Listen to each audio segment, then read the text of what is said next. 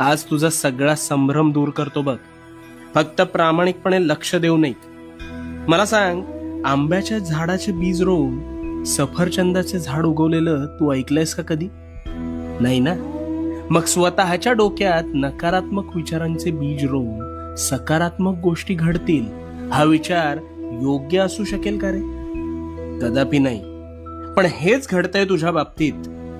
तू एखाद्या गोष्टीचा आरंभ संकल्प करून मोठ्या दिमाखात करतोस, पण काहीच दिवसात अपेक्षित यश मिळत नाही, म्हणून नकारात्मक विचारांचं तोरण आधीच मनात बांधायला सुरू करतोस.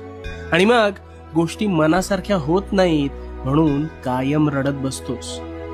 नकारात्मक विचारांचं ग्रहण लागलंय रे तुला. तुझ्या विचारांच्या संभ्रमात तुझ्यावर नकारात्मक विचार हळूहळू तुझ्या नकळत आरूढ